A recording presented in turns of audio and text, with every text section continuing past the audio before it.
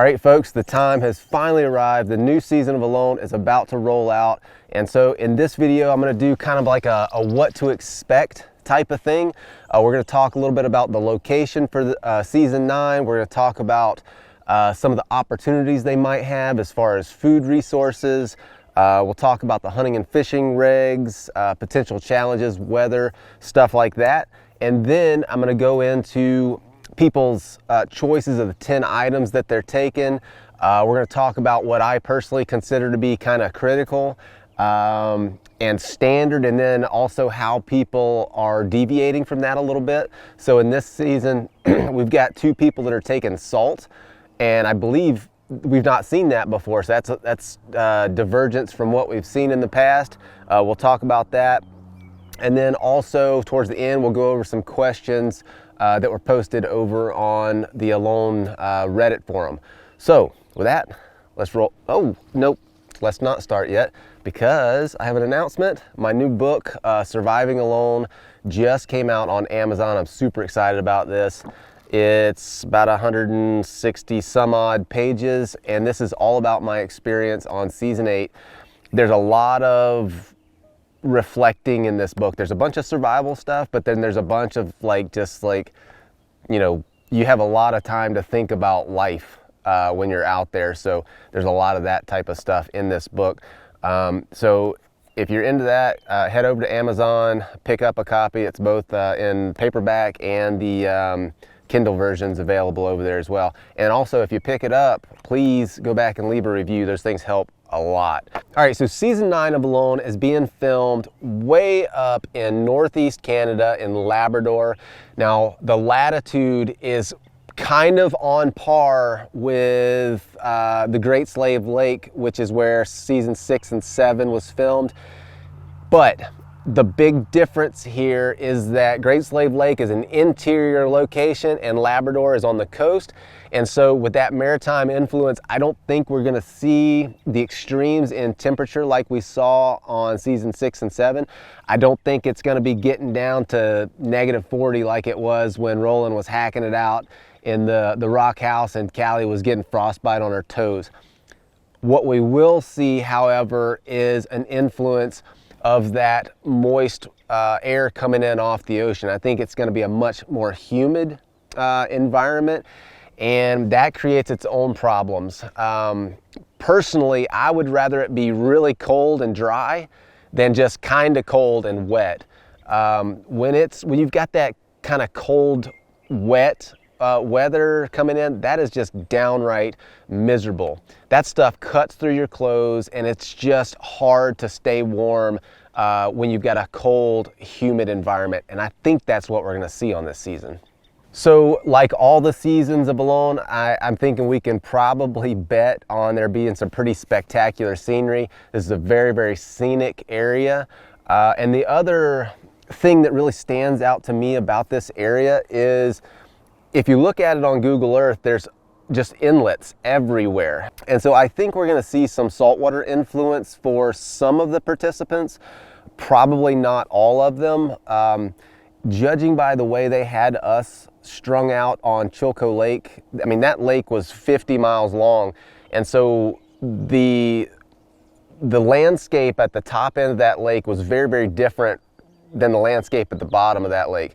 And so we're probably going to see the same thing on season 9, where some people are close to the coast and then some people are far inland.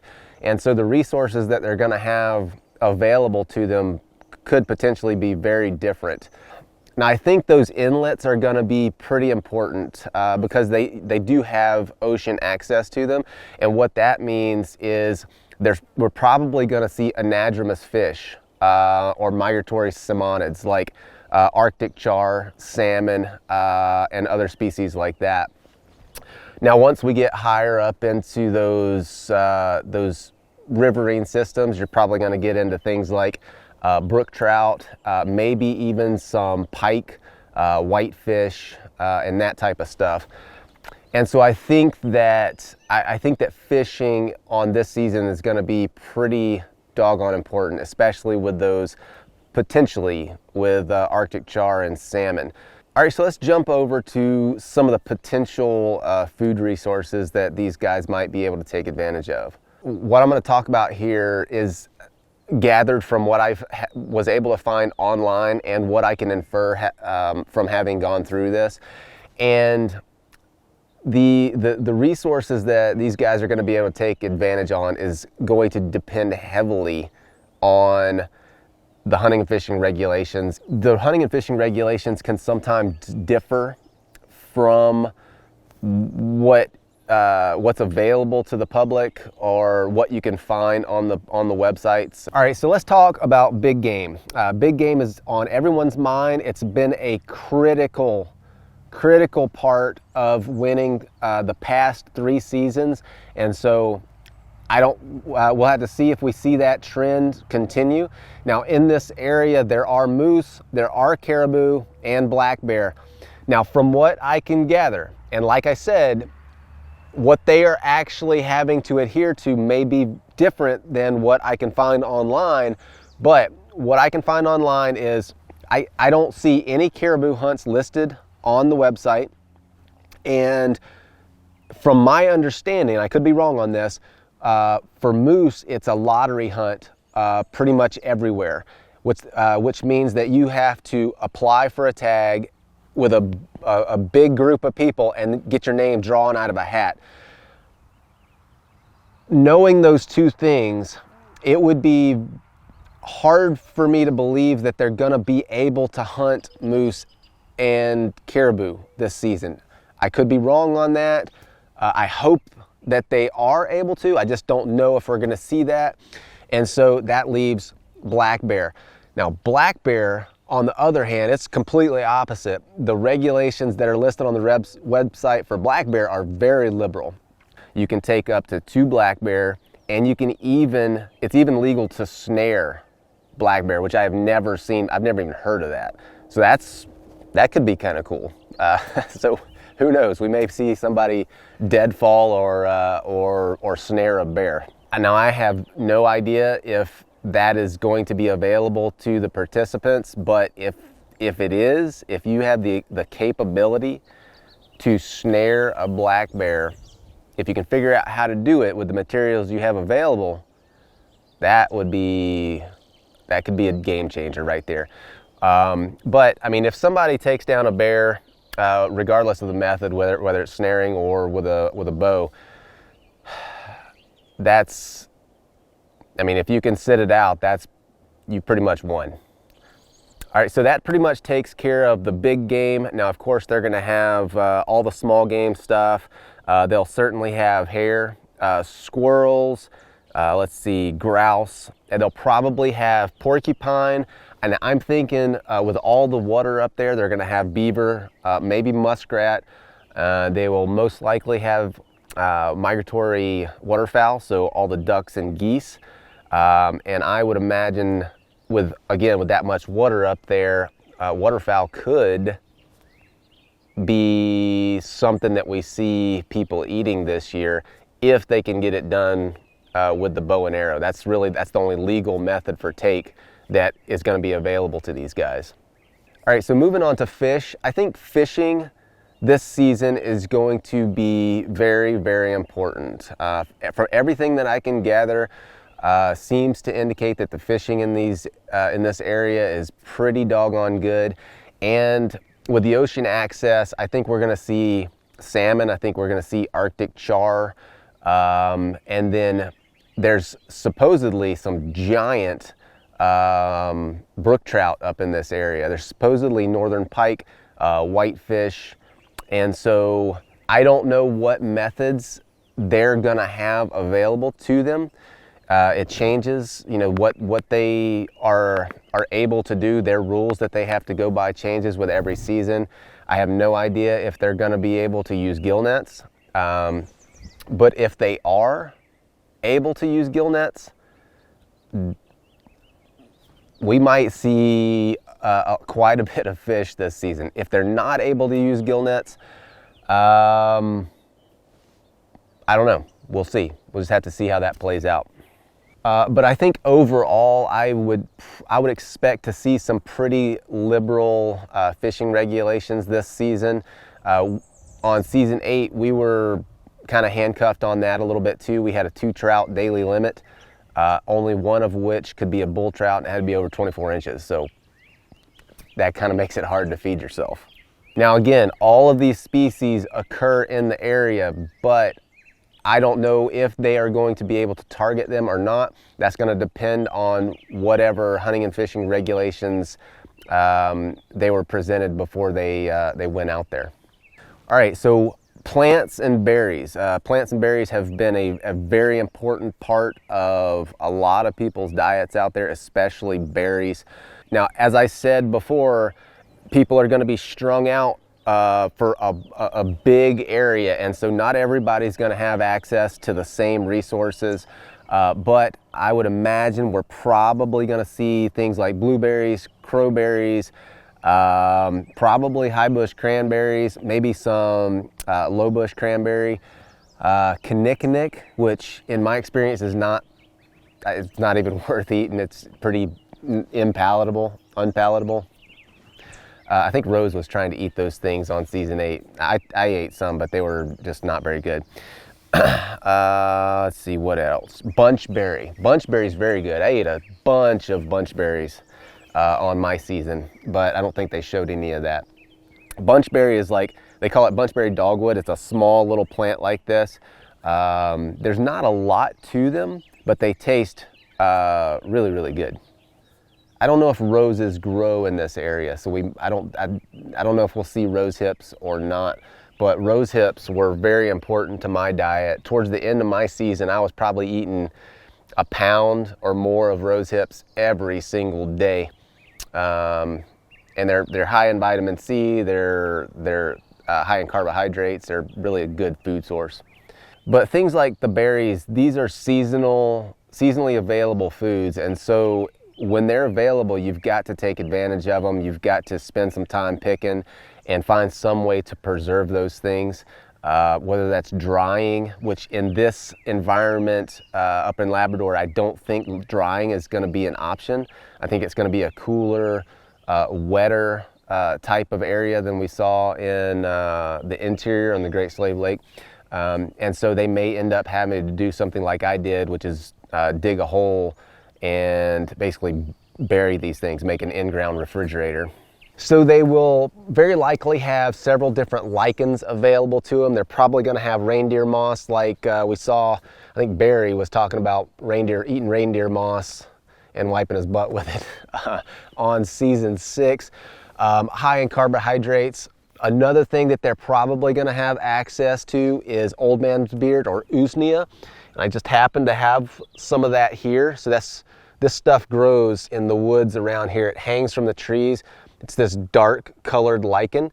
Now this stuff was a very, very important food source for a lot of the tribes here in the inland Northwest, Pacific Northwest. They would take this stuff, gather it up, and pit cook it. So it's really dry right now, but if you wet it, it soaks up the moisture. So they would ball it up, dig a pit, and pit cook this stuff for days, and most of the time they would mix it with berries to make it taste a little bit better, because on its own it really doesn't taste very good. It's not terrible, but it's not something you'd order at a restaurant. But it is high in carbohydrates, and when there's a lot of it, you can gather a lot of it, and it could potentially be a pretty important food source for some of these guys. Now, with that said, usnea is one of those things that you've got to be cautious of, because there's 2 different varieties of this stuff. There's the dark stuff like this, which is the edible side, or edible variety, and then there's one that looks identical to this, except it's more of a greenish yellow. The yellow in that variety of usnea is volcanic acid, which is a toxin, and it's actually, I have some what's called wolf lichen here, which is a very bright yellow. It grows on the trees around here, a bright yellow lichen. The yellow in this stuff is volcanic acid, and they would actually, the reason it's called wolf lichen is because they would poison wolves with this I think in Scandinavia is where this was a common practice. But they would take this, mix it with blood and crushed glass, feed it to the wolves, and I think the glass kind of lacerated the insides and created a spot for this toxin to get into the blood. And so yellow, greenish yellow usnea, bad news, you want to stay away from that. But the dark stuff could be a potentially very important food source. We'll see. I'd like to see that. I'd like to see somebody pit cook a bunch of this stuff and incorporate that into their diet. So they'll probably also have access to fireweed, if I had to guess. Now, fireweed is something on season 7. Roland was collecting a bunch of fireweed. I collected a bunch of fireweed on my season, which they didn't show any of that stuff, but I dug a bunch of the roots and I would eat a little bit of that stuff every day. And it's not actually the roots that you eat, but it's the bark around the root. Now, that bark has mucilage in it, which is a digestive aid, and again, just kind of helps keep things moving along, which is very, very important.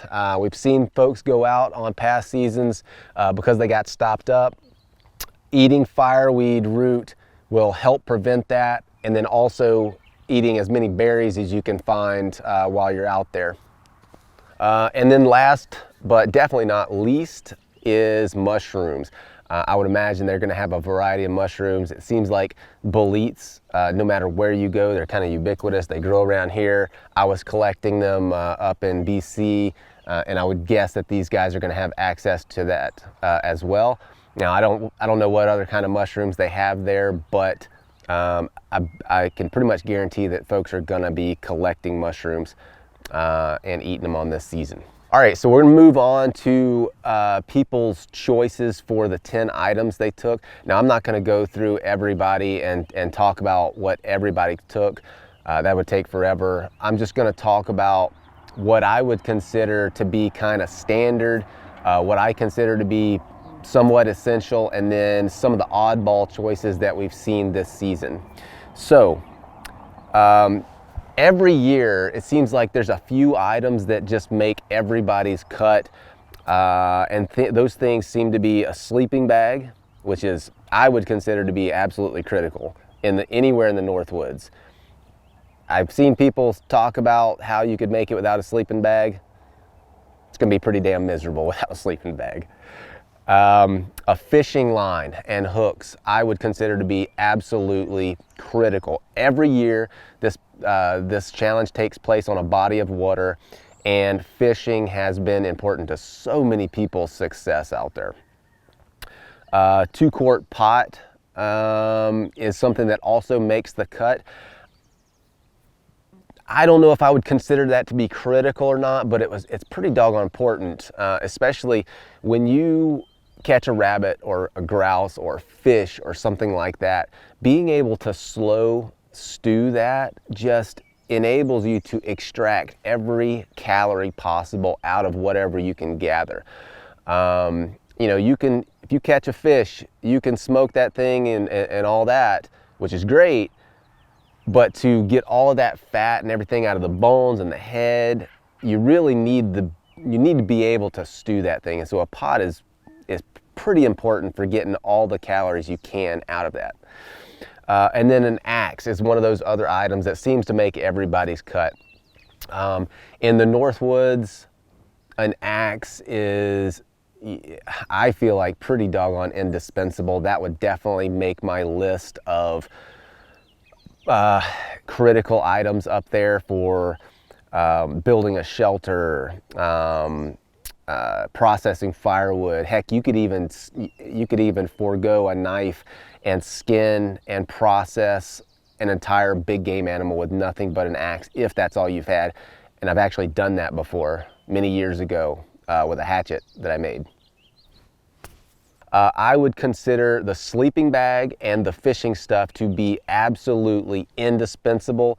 Now, to that, I would add an axe, snare wire, and for me personally, a bow and arrow. Now, I would not make that recommendation for everybody, but for me personally, having the experience I had with the bow and arrow, that's going to be one of my critical items that's going to go anywhere with me in that type of environment up there. So what I would consider to be a standard pick is a sleeping bag, fishing stuff, 2-quart pot, axe, saw, ferro rod, paracord, bow and arrow, trap wire, and multi-tool. And there are multiple people on season 9 who picked those exact same things, and that's exactly what I took on season 8. A note about a bow and arrow. Now, this is something I've thought a lot about, and I've got some questions on Reddit. Let's see here. CDOMSY, CDOMSY on Reddit says, do you think it's worthwhile for so many contestants to bring bows even when they have little big game hunting experience? I have thought a lot about this, and it is not something that's easily answered. I should probably make a whole nother video about this. It's a tough call in this situation. I would say I get questions all the time from people who are picking up traditional bow hunting for the first time, and this is going to be their first season with a traditional bow.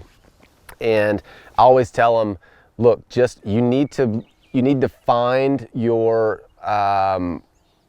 satisfaction or your fulfillment or whatever just from the experience and from being out there and getting close to animals. Don't expect to be successful your first year, because being consistently successful taking big game with a traditional bow and arrow is damn hard. And so for someone to come into it and be very new and to have an expectation of being successful is, I think, hoping a little bit too much. Now it can certainly be done. You can certainly, luck into a big game kill with a traditional bow, but to be able to count on that, I think, is a stretch. But at the same time, it's hard for people to not bring that, even when they don't have success or even when they don't have experience with it, because it is that one thing. It's that Hail Mary that, got a crop duster buzzing around. It's that one Hail Mary shot that can absolutely win it for you. If you're able to take down big game, man, that puts you so much farther ahead. But if you haven't mastered the bow, for one thing, you got to be able to shoot the bow. You got to be able to hit what you're aiming at. Another thing is you got to be able to get close, like really, really close. And then once you're close, you got to be able to pull off a shot without that animal spooking. It's a hard thing to do, even for me, and I've been doing it for 20 years. So, I don't know. That's something that people have to answer for themselves. If it comes down to the difference between taking a bow and arrow and snare wire for someone without experience hunting big game with a traditional bow, I'd say take the snare wire every single time. If it comes down to the difference between a bow and arrow and fishing stuff, take the fishing stuff. If it comes down to the difference between a bow and arrow and a ferro rod, and you're really comfortable with your ability to start a fire with a with friction fire,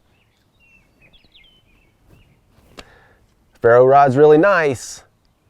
I took one, even though I was comfortable starting a friction fire, but man, I'm glad I had it, because it was a huge time saver. Every single morning I'd get up and I'd strike a fire with that ferro rod, and I just wouldn't have to worry about it. Could I have done it with a friction fire? Yeah, I could have. But it would have taken me, I'd have had to collect the materials and all that stuff. It just would have been a pain in the butt. So it's just something that people have to answer for themselves. I don't know. All right, so on this season, we see a couple of item choices that we've not seen before, and the biggest one that stands out to me is salt. We've got Benji and Jesse both gave up the saw to be able to bring salt. So salt has a couple of uses. Number one, if their rules allow for it, they could use it for baiting big game, which could be a huge benefit for bringing animals in. It could be used for food preservation. which you could do that with simply just smoking your food like I did, but adding a little bit of salt to it, it's going to make it taste better, and it's also going to help to preserve it for longer, especially in a damp environment. Having a little bit of salt would really help with that. But the big thing that salt is important for is electrolytes. When you're in a state of ketosis, having your electrolytes helps to keep your energy levels up.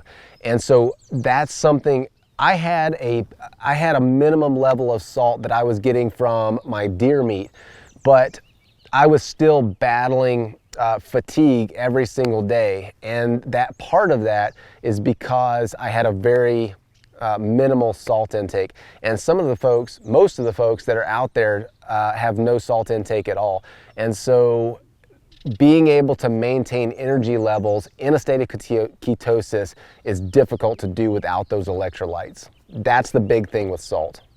Now you might ask, this is a coastal area, you got access to salt water, why take salt?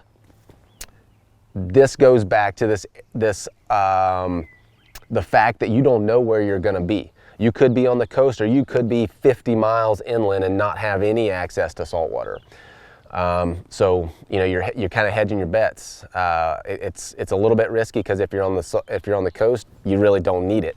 But if you're inland, you could. So Jessie's the other one that takes salt, and she's kind of an interesting one. She chose to take salt, but no fishing stuff. Now maybe she's got some other plan. Maybe she's super good at primitive fishing techniques. I don't know. We're gonna have to see how that works out. There's no way you're gonna get me to go up there without fishing stuff. And I've done the primitive fishing stuff. I've made fish baskets, and I've done the gorge hooks. I've bow fished with primitive gear and all that. I've spear fished, done all that stuff, but there is nothing that beats the efficiency and just the catch rates of monofilament and hooks. All right, so there are 3 participants taking rations this year. We've got Carrie, Timogen, I hope I said that right, and I don't know how to say this, Jaques, sorry. Let's see, so both Carrie and Timogen give up the saw for rations. Jaques takes rations, and he takes both a knife and a multi-tool, which is interesting. I think Roland did that. If I have a multi-tool in my pocket, I don't have a need for a sheath knife. It's got a blade on it. And I've processed with just my multi-tool, my P4. I mean, I've cut, quartered, whole elk, big animals. And I did the deer on my on season 8 with just this little P4 right here. All right, so on this season, this is something I'm kind of excited about. Adam is taking a tarp. So to me, that says boat. That's got boat written all over it. Now the strange thing is that he's taking a tarp, but he's not taking paracord.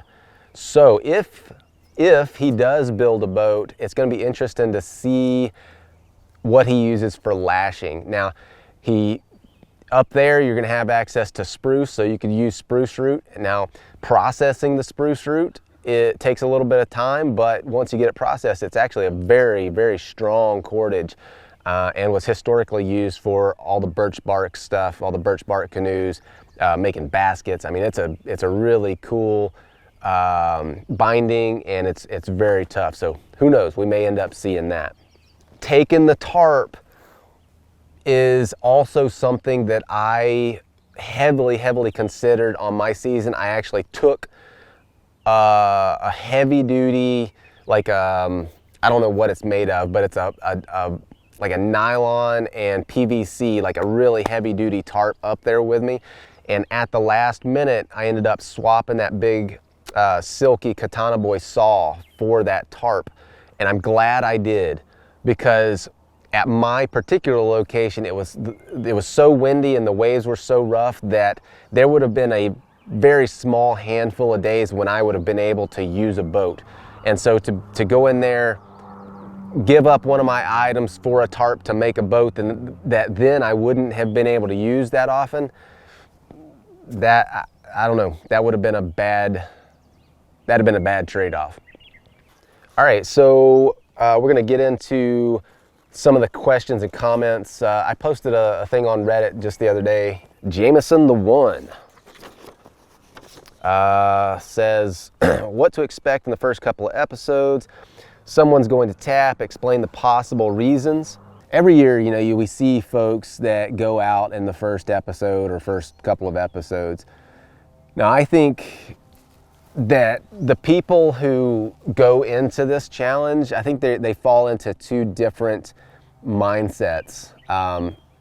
You have people who approach it with the mindset of, well, I'm just going to go out here and see what happens. And then you have people who have made the commitment that they will not leave voluntarily. And I think the first group of people, they leave themselves an out.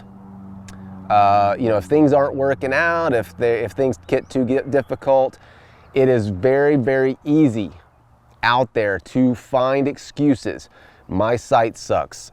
I'm never going to be able to catch a fish. You know, there's a bazillion excuses you can find out there. And if you leave yourself an out, you're gonna take it. And so I think in order to do well in this type of a challenge, you've got to go in there with the mindset that you are going to stay regardless of what happens, and stick to it.